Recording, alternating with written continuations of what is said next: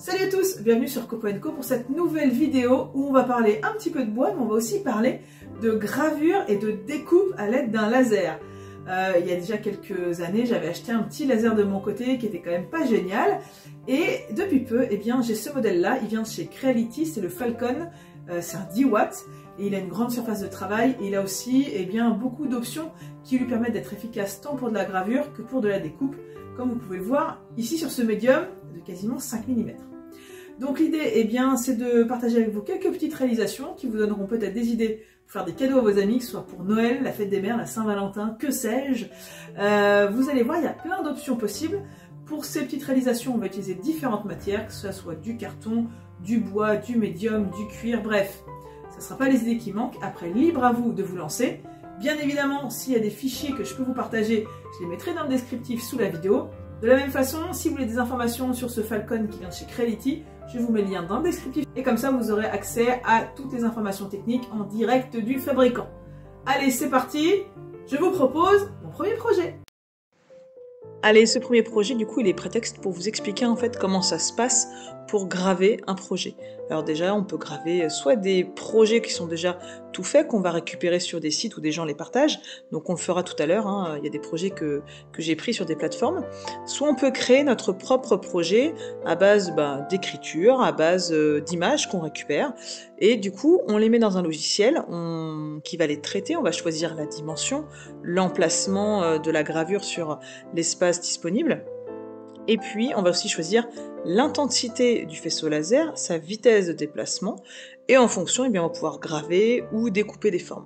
Donc en l'occurrence, là, j'ai utilisé du latte et j'ai pris une image sur Google pour fabriquer un petit décapsuleur mural personnalisé.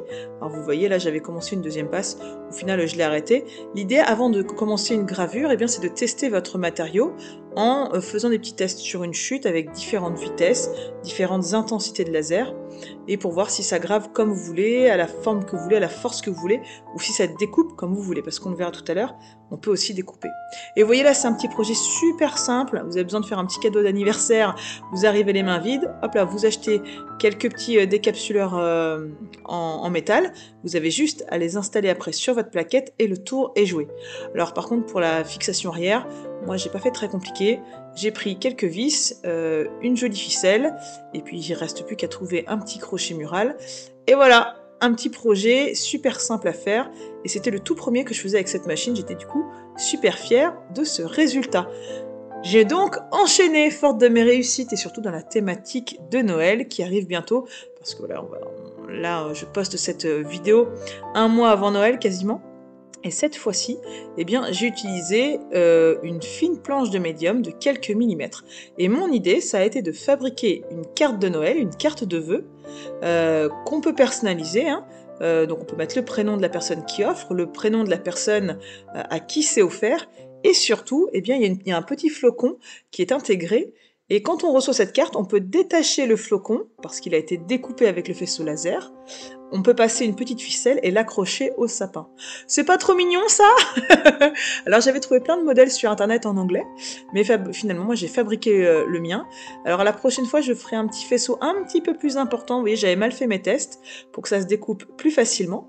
Mais voilà, c'est une idée toute simple. Vous pouvez mettre la thématique qui vous intéresse, faire ça par exemple pour des événements un peu particuliers, pour des fêtes de famille, pour peu importe, pour des fêtes d'entreprise. Et du coup, voilà, ça fait des petites choses très personnalisables que vous ne trouvez pas dans le commerce. Et donc ça, c'est plutôt super sympa. Troisième projet que je vous présente, là aussi, tout part d'une image que je trouvais magnifique, l'image d'un oiseau, et je me suis dit que c'était l'occasion de personnaliser une planche à découper. On en a tous besoin, il y en a dans le commerce, ça vaut 3 fois rien. En l'occurrence, c'est une planche en bambou qui m'a coûté 6 €. Et vous voyez, j'ai gravé dessus, alors ça m'a pris vraiment longtemps, hein. On est plus d'1 heure de gravure parce qu'il y a beaucoup de détails, mais j'étais vraiment super impressionnée justement du niveau de détail de cette gravure et du laser. en l'occurrence, on est sur un laser 10 watts, mais regardez-moi ça, la précision, et surtout, là où vraiment je voudrais attirer votre attention, parce que moi j'ai eu une autre machine auparavant, et j'avais vraiment pas ces résultats-là, c'est qu'il n'y a quasiment pas de traces de brûlure. Hein. Et ça, c'est permis grâce au petit tuyau que vous voyez sur le côté du laser. En fait, il y a un Air Assist. C'est une petite machine qui va envoyer de l'air constamment. Ça va réduire la fumée, ça va éviter la brûlure. Et ça, franchement, c'est une option que je ne connaissais pas et auquel j'adhère totalement. Dans le cas contraire, votre pièce, elle est enfumée, ça sent pas bon, et surtout, votre état de surface, il est très moche. Donc là, je l'ai mis tout le temps, notamment sur ce nouveau projet qui a plutôt une vocation artistique, vous allez voir. Et donc là, c'est uniquement de la découpe. Il m'a fallu faire plusieurs passes. Alors, tout est sur un petit support, un nid d'abeille, là, pour pas que ça brûle la partie qui est en dessous, hein, le plan de travail. Mais faites vos tests parce que selon le médium, selon l'épaisseur, et même selon les marques de fabricants de médium, eh ben, des fois, il faudra plusieurs passes pour faire vos découpes proprement. Et donc là, c'est un fichier que j'ai trouvé qui est un petit peu un trompe-l'œil, etc. Que je trouvais super sympa. Et donc, j'ai mis un petit coup de peinture. Là, ça venait juste d'être peint avec un aérosol. Mais franchement, on peut faire des pièces de déco super sympas ou même des pochoirs finalement. Donc voilà, petite idée. Et ce fait de passer sur de pouvoir créer des pochoirs m'a donné l'idée de pouvoir créer aussi des tampons. Donc là, j'avais un morceau de lino. C'est du vrai lino, hein, qui sert notamment à faire les tampons ou les gravures avec des petites gouges. Et je me suis dit que j'allais le tester pour faire un petit tampon. Alors la première fois, je me suis trompée, j'ai gravé mon image, mais sans faire, vous savez, le miroir horizontal, ce qui fait que mon tampon, il l'imprimait à l'envers. Donc il faut vraiment faire votre image de gauche à droite. Vous voyez, en l'occurrence, c'est un logo. Et une fois qu'on fait la gravure, on a vraiment en relief. Alors, il faut travailler son image hein, pour que ne reste en relief que les parties qui doivent être ancrées. Et puis suite à ça, je me suis fait un petit support avec une petite poignée en bois, un peu de cyanoacrylate de chez Griffon, une petite vis pour tenir le tout, et vous pouvez faire vos propres tampons quoi. C'est pas génial? Vous pouvez même faire ça avec le code bancaire de votre compte, comme ça, vous n'avez plus besoin de le marquer à l'arrière de vos chèques.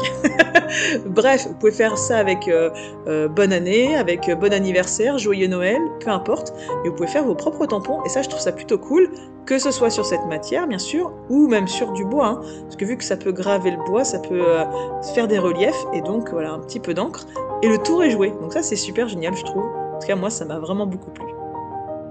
Ensuite, eh bien j'ai pris un fichier que j'ai trouvé sur internet. Et là, c'est très égoïste, c'est pas du tout pour offrir, c'est pour m'en servir moi-même. Parce que des fois, eh bien, je me suis rendu compte que j'avais des vis à ranger, des tiges, et je savais pas forcément le diamètre, la longueur. Et il y a quelqu'un qui a eu la bonne idée de fabriquer un fichier et de le partager, qui permet de faire un petit gabarit.